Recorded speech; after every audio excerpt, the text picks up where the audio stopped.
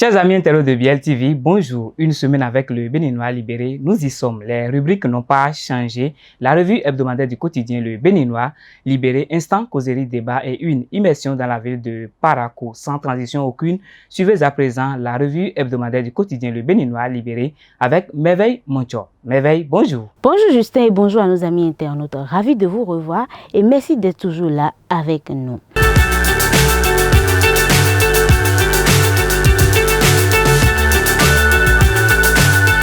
Nous démarrons cette revue avec la une du lundi, puisque vous aurez toutes les unes de la semaine. Lundi 22 avril 2024, le journal Le Béninois libéré met en manchette première session ordinaire du bureau politique du bloc républicain de 2024, de nouveaux engagements pour Biotchané et ses cadres, l'intégralité du communiqué final.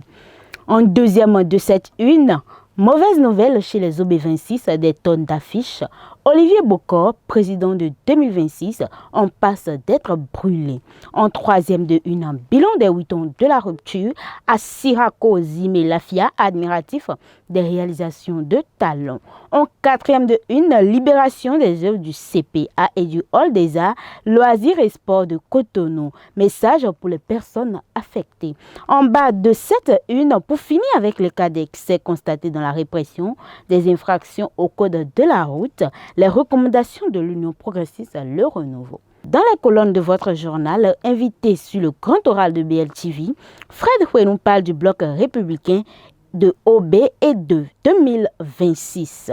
Dans l'oreille droite de cette même une, lancement d'un site internet et d'une application web de recensement des étudiants, le conseil d'arrondissement de Tchada facilite le quotidien des étudiants. Mardi 23 avril 2024, le Béninois libéré toujours, met en manchette scandale. Motivation autour du grand colloque sur le code électoral, l'Église catholique divisée.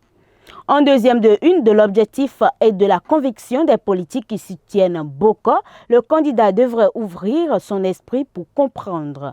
En troisième de une, économie. Passage de B+ à BB- avec une perspective stable. Les prouesses économiques du Bénin récompensées pour l'agence SEP. En bas de votre journal, subvention de l'État au titre de l'année 2023-2024, 7 584 écoles primaires reçoivent des appuis du gouvernement. Et dans les colonnes de cette même une, élevage, voici les nouvelles mesures pour les acteurs du secteur agricole.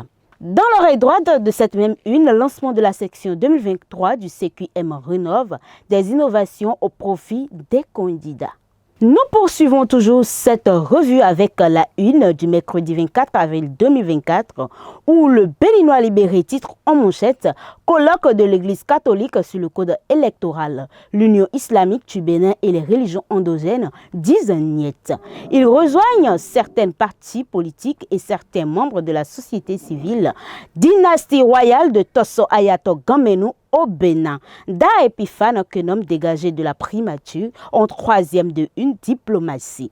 Un envoyé de l'Union européenne chez Talon. Le journal précise les précisions sur l'agenda de l'autorité belge. En bas de ce quotidien, Biennale d'art contemporaine de Venise. Le pavillon du Bénin suscite beaucoup d'engouement. Dans les colonnes de cette même une, Euro 2024, voici la liste des arbitres retenus pour la compétition. Dans l'oreille droite de cette même une, nombre d'entreprises créées multiplié par triple. Les jeunes dynamisent le monde de l'entrepreneuriat. Jeudi 25 avril 2024, le journal titre en manchette « Malgré les divergences et défections au sein des participants, la SEB organise son colloque de la honte ». En deuxième de une, modernisation et transformation de leur ville grâce aux réalisations du PAG. Les élus de Cotonou remercient Patrice Talon pour ses œuvres. En troisième de une, opération de contrôle du respect des règles de circulation sur les voies publiques. La police garde le cap mais reçoit l'amende. En bas de votre journal, création du registre des bénéficiaires effectifs dans l'immobilier et le foncier. La solution au blanchiment d'argent et au financement d'activités terroristes. Dans les colonnes de cette même une, publication de contenu sur le code de la route, l'invité de la HAC aux organes de presse. Dans l'oreille droite de cette même une, indemnisation et dédommagement. Une bonne nouvelle pour les personnes affectées par les projets du PAG. Et nous achevons avec la une du vendredi 26 avril 2024 où le journal placade en manchette. Procès en sorcellerie contre le président Flavonon, les déçus du code électoral s'agitent. Le journal précise la brillante analyse du député Gbadamassi sur la question. En deuxième de une, colloque de l'Église catholique sur le code électoral, Humbedi souffle dans la soutane du clergé. En troisième de une, visite des chantiers du PAPC à Cotonou. Les travaux sont presque à terme pour la réduction des risques d'inondation. En bas de votre une, marche annoncée des centrales syndicales. Le préfet Orunla invite au respect des textes. Dans les colonnes de votre journal, après le verdict du procès des 4 policiers à Nati Tengou, la réaction du maître Aboubakar Baparapé. Dans l'oreille droite de votre quotidien pour terminer, justice. Une audience foraine de la Criette à Aboum. C'est tout pour cette revue de presse. Merci de nous avoir suivis et à bientôt. Merci Merveille. C'est Instant Causerie Débat avec le débatteur habituel, directeur de publication du quotidien Le Béninois, Libéré Akilou. Bonjour. Bonjour Justin. Comment a été votre semaine? Oui, c'est bien déroulé. Merci chers internautes aussi. Merci de nous suivre chaque semaine au niveau du Béninois Libéré et du groupe de presse. Mardi dernier, vous aviez mis en manchette, je cite, scandale, motivation autour du grand colloque sur le code électoral, l'Église catholique divisée. Et si, comme si cela ne suffisait pas, vous aviez encore titré le mercredi dernier, colloque de l'Église catholique sur le code électoral, l'Union islamique du Bénin et les religions endogènes disent niet. Comme précision, vous aviez dit qu'ils rejoignent certains partis politiques qui refusent d'y participer. Et ce n'est pas encore fini. Jeudi dernier, vous avez mis également en manchette, malgré les divergences et défections au sein des participants, la CEB, Conférence épiscopale du Bénin, organise son colloque de honte. Monsieur le directeur de publication du quotidien Le Béninois Libéré, pourquoi tant de publications sur ce colloque que vous avez qualifié de honte et pourquoi pensez-vous que ce colloque devrait ne pas avoir lieu? Oui, en fait, nous sommes partis d'une analyse qui a été faite par rapport à ce colloque-là, parce que l'objectif du colloque est de mener des réflexions par rapport au code électoral qui a été déjà voté, validé, je dirais, puisqu'il y a eu un contrôle de constitutionnalité qui a été fait au niveau de la Cour constitutionnelle avant que le président de la République, M. Patrice Talon, ne promulgue, comme on le dit souvent, en termes juridiques. Maintenant, une fois que ce code est déjà en vigueur, bon, on n'a plus besoin de faire de débat. C'est amener les populations à comprendre le bien fondé de ce code-là, parce que c'est un code qui a été voté il y a à peine quelques semaines. Donc, c'est d'expliquer aux populations qui contient réellement ce code-là, afin qu'on puisse voir la mise en œuvre de ce code, puisque c'est un code nouvellement voté, qu'on n'a pas encore essayé au niveau d'une élection. La seule expérience qu'on pourrait faire de ce code-là, c'est de l'utiliser en 2026. Or, de 2026, on est encore à 2 ans de cette échéance-là. Maintenant, pourquoi ce colloque-là? Mais on s'est dit, mais est-ce que cela est opportun? Parce que ce code, lors de son vote, a suscité quand même des débats. Ou au niveau de l'opposition, bon, jusqu'à présent, on le juge de code chrysogène. Est-ce qu'il faut encore aller dans cette dynamique-là, alors qu'on a besoin d'apaiser? Donc, c'est dans cette dynamique-là que l'auteur de ces différentes publications est allé en faisant ces analyses-là. Et il me semble que certains participants lui ont donné raison en faisant défection, en ne répondant pas favorablement à cette invitation de l'Église épiscopale du Bénin. Toujours dans cette dynamique, vendredi dernier, vous avez mis en deuxième de une colloque de l'Église catholique sur le code électoral. Le porte-parole du gouvernement, Wilfrid Léandre Humbedi, souffle dans la soutane du clergé. En quoi le porte-parole du gouvernement, c'est tout comme s'il donnait de coups d'histoire à la Tiken Jah Fakoly au clergé. Que pensez-vous de cette intervention du gouvernement? Ah oui, je pense que ça a été bien trouvé. On dirait un coup d'histoire qu'il donnait parce qu'il est remonté au niveau de l'histoire même de l'Église catholique où il y a eu des réformes. Parce qu'il s'est dit, le porte-parole s'est dit que nous sommes dans un processus de réforme. depuis que le président Talon est venu. Et or, on n'a pas encore vu l'aboutissement de ces réformes. Quand vous entreprenez des réformes, ce n'est pas sur le court terme que cela aboutit, c'est sur le long terme. Si aujourd'hui, il y a une dynamique au niveau de l'Église catholique qui est là en place, et on sait que le pape est remplacé d'une façon donnée, s'il doit avoir démission, comment cela va se passer? Ici, nous sommes au niveau d'un code électoral qu'on vient à peine de voter il y a à peine quelques semaines. Qu'est-ce qui a été fait au niveau de la mise en œuvre de ce code-là? On n'en sait pas pour le moment. Parce que la seule expérience, comme je le disais précédemment, c'est lors des élections, des échéances de 2026, qu'on pourra essayer et voir ce qui ne répondra pas au niveau de ce code-là. Donc, actuellement, ce qu'il faut faire, c'est apaiser les populations, appeler à la pacification, à des débats qui vont dans ce sens-là. Maintenant, tirer encore ce drap-là en disant « Ah, c'est un code chrysogène », ça veut dire qu'on est en train d'alerter les populations, de ne pas les calmer. Or, aujourd'hui, quand on prend l'Église catholique, elle a quand même une histoire au niveau du Bénin, parce que celui qui a dirigé la conférence nationale des forces vives de la nation, c'était un membre de cette Église-là, Monseigneur Isidore de Souza. Donc, on sait réellement ce rôle-là que l'Église joue. Aujourd'hui, que l'Église prenne ce débat-là en allant, puisque c'est ce que quand on lit, et la posture, la réaction du porte-parole, c'est que l'Église a pris position pour l'opposition qui est en train de critiquer ce code-là. Et il s'est dit dans sa déclaration du jeudi dernier, il disait que l'Église avait la possibilité de dire oui, nous avons fait des critiques, mais à ce niveau-là, vous avez répondu favorablement. Mais il faudra faire telle chose, ce que l'Église catholique n'a pas reconnu. C'est pour ça qu'il a fait ce cours d'histoire-là, comme vous le disiez, à la Tiken Jaffa Koli, dans l'un de ses albums, qu'il a intitulé ainsi, en leur disant, mais vous-même remontez par rapport à votre histoire. Si vous avez oublié l'histoire de l'Église catholique, moi je vous fais ce rappel-là. Allez-y et vous verrez que quand on fait des réformes, cela ne marche pas. Du coup, ce n'est pas un coup de baguette magique qui viendra tout changer. Il faut tout un processus. Il y aura des grincements dedans et au-delà de ces grincements dedans-là, il y aura par la suite une certification morale et populaire au niveau des adeptes. Voilà un peu ce qu'il a essayé d'expliquer. Et quand moi je prends sa réaction, je pense qu'il est allé dans la dynamique de ce que l'auteur de ces publications-là au niveau du Benoît Libéré a eu. Voilà qui est fait, et le colloque, les clergés, autant pour moi, ont démarré ce colloque et c'est en cours déjà et presque à la fin, je vais dire. Et quel message vous avez pour la population, puisque on ne veut pas que ça suscite de problèmes pour les populations, pour notre vie politique? Je pense que tout compte fait au niveau de ce colloque-là. De toute façon, il y a eu des critiques, il y a eu des défections parce que les partis de la mouvance n'ont pas pris part. Quelles que soient les résolutions, les gens se diront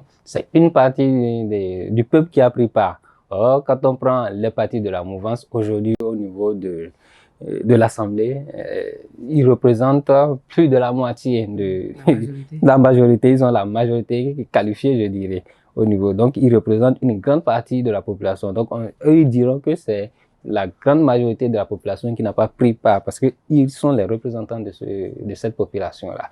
Maintenant, qu'est-ce qu'il faut faire? C'est apaiser. Il n'y a que ce message-là qu'on veut aujourd'hui entendre de la bouche de tout acteur, que ce soit de la société civile, que ce soit une autorité religieuse ou bien au niveau des partis politiques, c'est apaiser les populations. C'est vrai que il y a aucune réforme qui soit quand même pas faite. Il y aura toujours à dire, il y aura toujours des couacs. Mais il faudra toujours avancer et au fur et à mesure, comme les Chinois le font, qui n'aiment pas traverser un fleuve d'un seul bond. Ils se disent oui, on va tâter. On va essayer de poser les pieds un peu partout et essayer de voir là où on peut mettre le pied et pouvoir avancer. Donc, comme ça vous permet de corriger au fur et à mesure. Et là, vous aurez un bon code qui pourra durer dans le temps. Parce qu'aujourd'hui, quand vous prenez même les États-Unis, leur loi électorale pose toujours problème. La belle preuve, c'est que lors des élections présidentielles dernières, il y avait eu des couacs où le président sortant, Donald Trump, était obligé de reconnaître parce que difficilement, il ne l'a pas fait. Donc, il a été contraint. Après les mobilisations ou bien cette population-là qui s'est soulevée en investissant le Congrès américain. Bon, voilà. Mais malgré tout, tout est revenu au calme. Et puis, la démocratie américaine, avec ses différents couacs, essaie d'évoluer. Nous sommes à une étape embryonnaire, je dirais, parce que de 1990 à aujourd'hui, c'est pas encore ce que l'Amérique a connu. Ça, là-bas, ce sont des décennies. donc d'histoire, de démocratie qui sont en train de parfaire.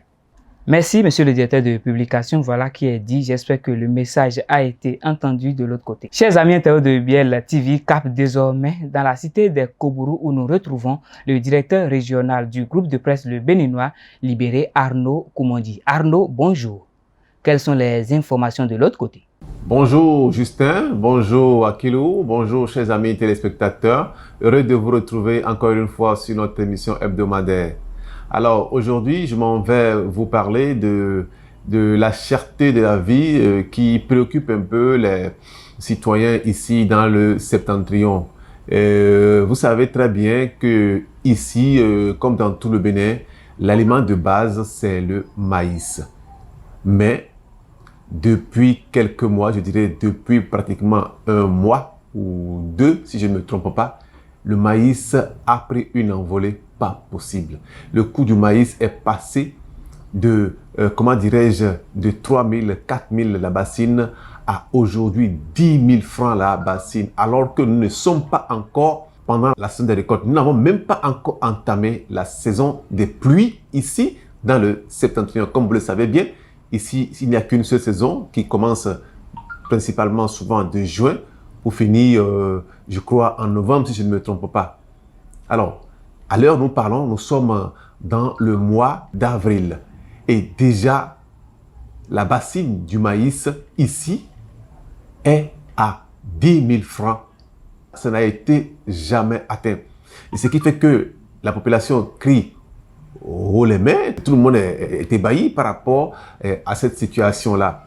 Est-ce que vous voyez la preuve? Vous savez d'ailleurs, c'est ce qui a fait que le gouvernement a réagi à cette situation où les gens se plaignent. Il y a aussi le directeur du FNDA, je crois, qui a réagi par rapport à cette situation. Mais aujourd'hui, de jour en jour, le prix du maïs est en train de monter. Et ça, il va falloir que le gouvernement essaie de trouver une solution à ça. Et le raisonnement que le gouvernement, comment dirais-je, a apporté par rapport à cette situation n'a pas du tout convaincu les citoyens. D'ailleurs, ce n'est pas le seul produit alimentaire de base qui prend du prix. C'est pratiquement tous les produits de base, les denrées alimentaires qui constituent les aliments de base ici, qui sont tous en train de monter en termes de prix. Donc, cette situation doit préoccuper les autorités pour qu'ils essaient de trouver une solution. Parce que si ça continue ainsi, je ne sais pas ce qui pourra arriver. Donc, voilà un peu ce qui préoccupe un peu les gens dans le Septentrion. Parce que quand vous allez sur le marché, le prix de cette denrée alimentaire-là a pris une envolée. Pas possible. Pas possible. Et ça n'a jamais été atteint au Bénin ici. Donc, voilà un peu le sujet qui fait débat ici dans le Septentrion. Monsieur le directeur de publication, après toutes les situations qu'on a connues sur l'opération de répression des infractions au code de la route, le gouvernement a annoncé une mesure qu'on peut appeler salvatrice, puisque vous avez titré dans la semaine que l'amende est passée de 10 000 à 5 000. Est-ce la meilleure solution? Sinon, la police républicaine garde toujours ses sanctions et le prix de carte reste inchangé. Oui, bon, en fait, il fallait quand même que le gouvernement puisse faire un geste à l'endroit des populations, puisque le gouvernement a quand même dit qu'il ne pourra pas agir sur le prix du casque. Maintenant, vu que l'amende est de 10 000 pour non-port de casque, il s'est dit, bon, il faudra agir dans ce sens-là, parce que l'objectif de l'opération est toujours là, c'est sauver des vies. Donc, dire qu'on arrête l'opération, ça veut dire qu'eux-mêmes ne sont pas conséquents en lançant l'opération. Voilà pourquoi on a dit que la police garde le cap, mais a essayé d'adopter une mesure salvatrice qui est la réduction de l'amende qui passe de 10 000 à 5 000. Donc, quitte aux populations de respecter le port du casque. Si vous ne respectez pas, bon, c'est vrai que vous n'allez pas payer 10 000, mais 5 000 aussi, ce n'est pas petit. Donc, la mesure est là. C'est amener les populations à porter ce casque-là. Parce que ce n'est pas, si vous portez le casque, ce n'est pas le gouvernement que vous êtes en train de protéger. Vous ne protégez que vous-même et vos proches. Donc, l'incitation à porter le casque concerne la personne elle-même qui est appelée à porter. Dès que vous roulez sur des engins à 2 roues ou bien à 3 roues, vous êtes appelé à porter parce que la mesure était là depuis les années 70. Donc, c'est une mesure qui a été ravivée ou bien actualisée avec ce gouvernement-là, où en temps où si vous achetez une moto, vous êtes obligé d'avoir un casque. Donc, avec le temps, l'habitude a été perdue. Donc, on revient maintenant avec cette habitude-là, où aujourd'hui, quand vous voyez des marchands avec des casques, ça veut dire les gens marchent et ils ont des casques. Or, on se dit, mais c'est un peu bizarre. Aujourd'hui, c'est que les gens ne savaient pas qu'ils allaient acheter un casque sans avoir de moto. Mais c'est ce qui se constate. Les gens ont un casque mais n'ont pas de moto. C'est un fait bizarre que les sociologues pourront étudier avec le temps. Donc là, ce sont des vies. La police ne cesse de répéter, l'opération est là pour sauver des vies. Donc celui qui porte, c'est là pour sa propre vie et pour celle de ses proches. Quand vous avez des enfants, bon, essayez, même s'il est difficile d'avoir des casques adaptés aux enfants, essayez de voir comment circuler pour limiter les casques parce que ce que vous allez dépenser dépassera peut-être 15 000, si je suppose, pour un casque cher, 15 000 ou bien 7 000, vous allez, au niveau des blessures, vous allez dépenser plus que ces sommes-là. Donc, c'est vrai qu'elle n'est pas facile au niveau des populations parce qu'il y a d'autres charges à respecter. Mais quand vous voulez, quand vous vous aimez, vous êtes appelé à porter ce casque-là. Ce n'est pas que nous sommes contre ou bien nous supportons la police, c'est l'objectif qui est là. Maintenant, comment amener à ce que cette mesure-là soit adoucissante, ça c'est un autre débat. Ça c'est un autre débat. Qu'est-ce qu'il faut faire? On sait quand vous demandez même aux populations, qu'est-ce qu'ils proposent par rapport à l'opération? C'est arrêter. Est-ce qu'il faut arrêter pour une opération qui est là pour sauver des vies? Ça c'est une autre question dont on ne saura pas donner de réponse parce qu'elle n'est même pas justifiée. Elle n'est même pas justifiée. Certes, l'opération est là, elle est due, mais on ne peut que la respecter. C'est comme on le dit, la loi elle est due, mais c'est la loi, elle s'applique à tout le monde. Donc si aujourd'hui c'est le président Patrice Talon qui veut rouler sur un engin à 2 roues, il est obligé de porter. Certes, on l'avait vu par le passé pendant la campagne où il était sur une moto sans casque, mais aujourd'hui s'il doit le faire, il doit se conformer, que ce soit les mouvanciers comme les opposants. Donc elle s'impose à tout le monde cette mesure-là. Je pense que vous-même, vous êtes obligé, on l'a adopté, oui, on a chacun nos casques. C'est difficile de trimballer les voilà, casques. même si c'est difficile. Bon, Déjà. maintenant, ce qu'il faudra demander, c'est qu'au-delà des gardes vélo, qu'on puisse avoir des gardes casques ouais, pour éviter les vols, parce que c'est ce qui est devenu monnaie courante. Parce que quand vous déposez votre casque qui est en forme, celui qui a un vieux casque, il vous laisse ce vieux casque-là et il emporte le vôtre. Donc voilà un peu une autre situation que cela induit. Donc vivement, bon, qu'on puisse gérer cette situation-là parce que les bévues qu'on a eu à constater, il me semble juridiquement du côté de Nati Tengo, cela a été géré où le maître Baparapé disait que c'est un jugement qui a été impartial au regard du verdict qui a été rendu. Il disait que le gouvernement et que le juge n'a pas pris parti pour la partie des victimes comme pour les accusés. Donc ça a été partiel.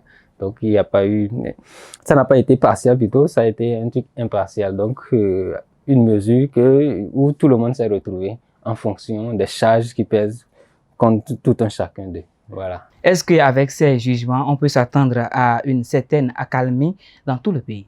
Je pense, bon, c'est possible. Je pense que après ce jugement-là, je lisais encore au niveau de certains articles où on disait que il y a un contrôle qui s'est apaisé. Donc, je pense qu'au niveau de la police, il y a eu un travail qui a été fait où ces policiers qui sont au niveau des feux ne sont plus là tellement à traquer. Ils sont dans une mesure de sensibilisation tout en réprimant cette affaire-là. Donc, ce n'est plus barrer la voie ou bien monter sur un véhicule. C'est celle-là déplorables qu'on a eu à voir. Donc, ils sont là dans une mesure de sensibilisation, d'amener la population à mieux comprendre pour qu'on n'assiste plus à ces scènes déplorables. Et je pense qu'on ne pourra plus assister à ces scènes-là au regard de tout ce qui s'est déroulé et au regard des sanctions que la police républicaine a pris à l'encontre de certains agents dont le zèle a été de trop. Merci, monsieur le directeur de publication. Merci à vous, chers amis internautes de Biel TV, d'avoir partagé cette semaine avec le groupe de presse Le Béninois Libéré. Nous vous donnons rendez-vous la semaine prochaine pour un autre numéro.